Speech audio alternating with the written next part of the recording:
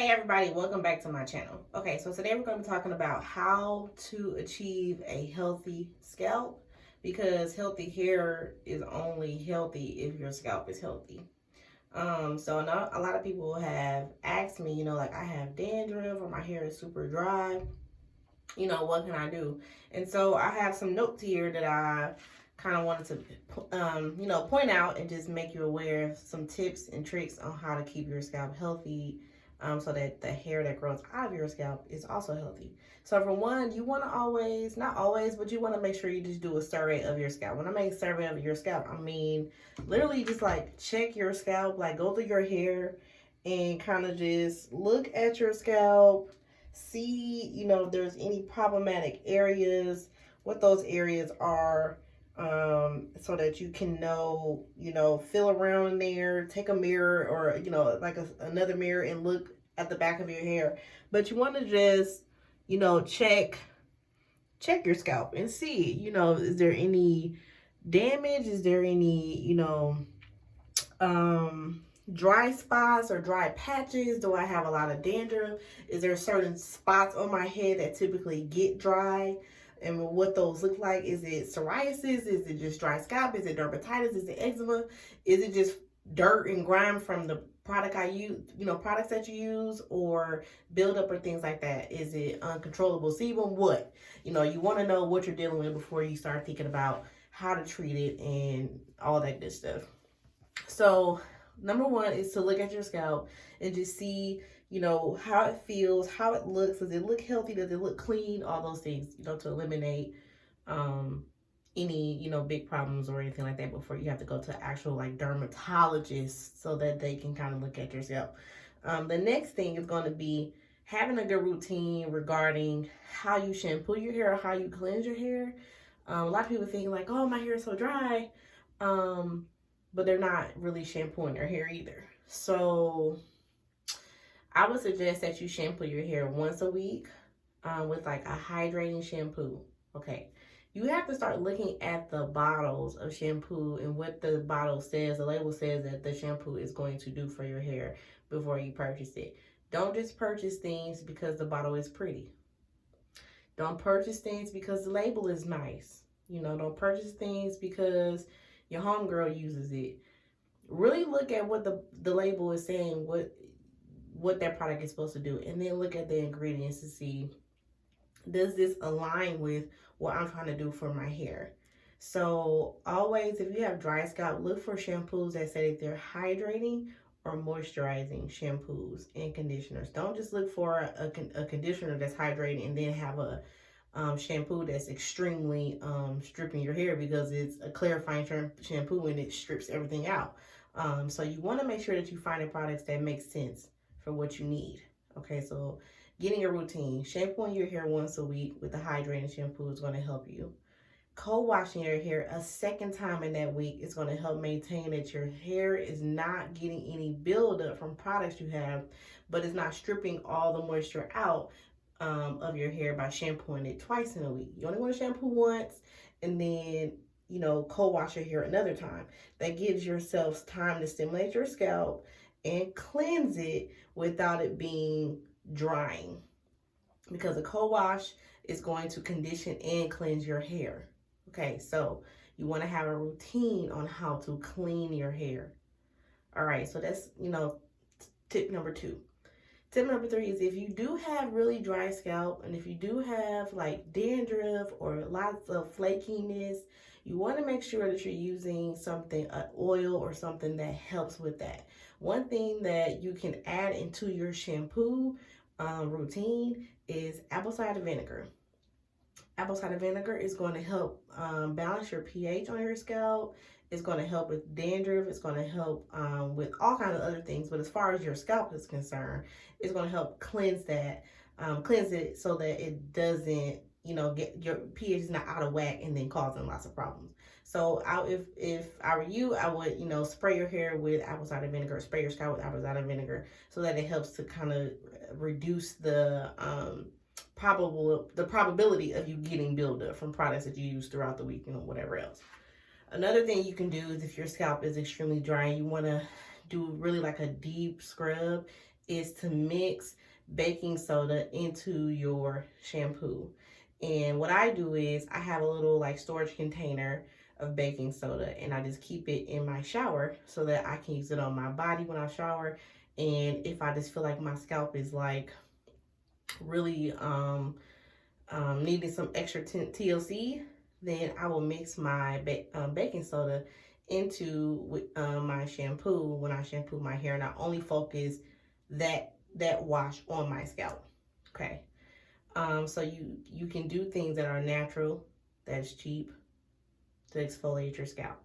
Another thing you can use when you are shampooing your hair to get some extra circulation, to scratch up the dandruff without just rigorously scratching it, is to use a clarifying tool. So you see the little massagers that people are selling now, and little handheld like kind of squirt brushes.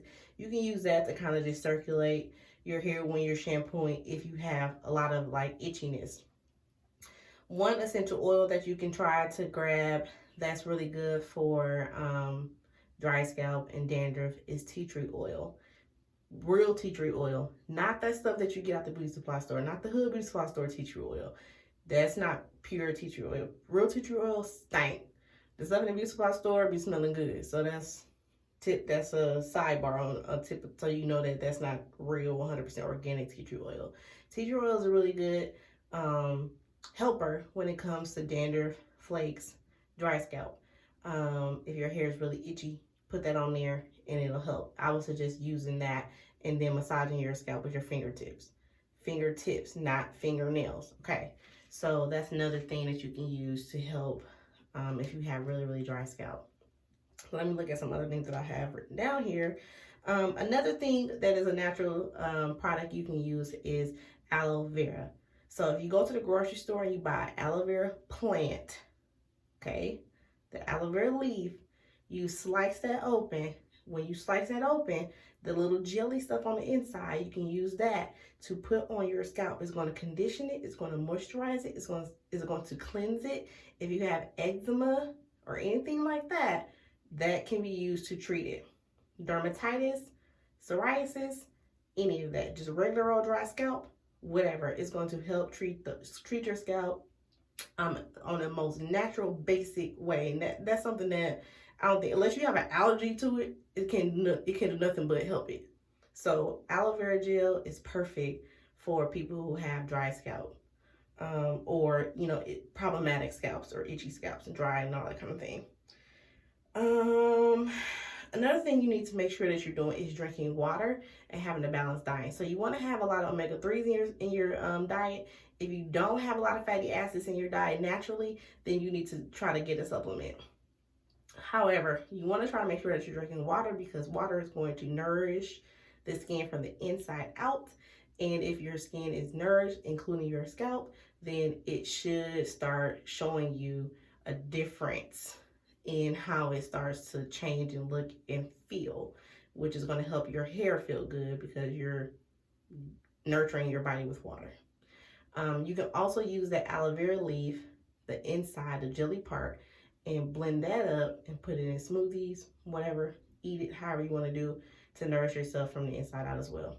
Okay, so that's another thing you want to make sure that you're doing. Let's see what else I have. Manage your stress. Stress can cause lots of problems internally that show up externally. So watching how stressed you are, kind of managing it as best as you can, using those coping skills to make sure that you're not stressed out, which is causing your scalp to go haywire and your hair is looking like a Brillo pad. Okay. Let's see. Coconut oil, unrefined, pure coconut oil is really, really good for your scalp. It's natural. It's really lightweight. So if you're worried about using like heavier oils on your hair, then coconut oil is really, really good one to help stimulate your scalp for health growth and healthy hair scalp. Another oil you can use is castor oil. As we all know, castor oil helps with hair growth, but it also helps keeping your scalp healthy as well, which will make your hair grow. Okay, so doing that, let's see what else I have written down here. Having probiotics in your system. So if you do not pay attention to your diet as much, then you want to make sure you get a probiotic supplement. There's plenty on the market. Pick one that you feel is right for you. I'm not gonna tell you which brand, I'm not gonna tell you which kind. Pick what is good for your body type, your blood type, all that kind of stuff.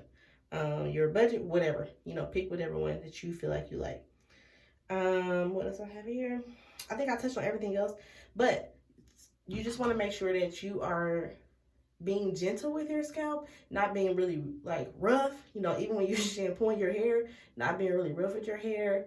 The same way you would take care of your skin, like the skin on your, you know, your body, is the same way you need to think about how to take care of your scalp. So you wouldn't necessarily take a, you know, Brillo pad and just go to town on your skin when you shower and anything like that. So you have to do the same thing with your scalp, and just making sure that you are, you know, circulating, you know, your scalp with your fingertips multiple times in a week, 2 to 3 times in a week, if not more. You can massage your scalp every single day if you want to. That's your prerogative. But at least 2 to 3 times to help circulate that blood flow so that those follicles can wake up and say, oh, she's talking to us, gang, gang. And then they don't, you know, do what they do. So those are my tips for you guys to develop a more of a healthier scalp so that you can have healthy hair, because it doesn't matter what product you use. If you're not taking care of your scalp, it's pointless, okay? So you want, like I said, survey your hair, make sure you're cleansing it, exfoliating your scalp, massaging your scalp, okay? Paying attention to the ingredients and the products that you use, drinking water, eating healthy. That's it. All right. If you have any tips or tricks on what you guys use to help your scalp stay healthy, if you have any skin conditions and you know, like, hey, this product is good for blah, blah, blah, put those products in the description, because somebody else watching it may have the same, you know, condition or issue, and we can, you know, learn from each other. So that's all I got. All right, if y'all have any questions, concerns, comments, put them in the box. If not, see you in my next one. Peace.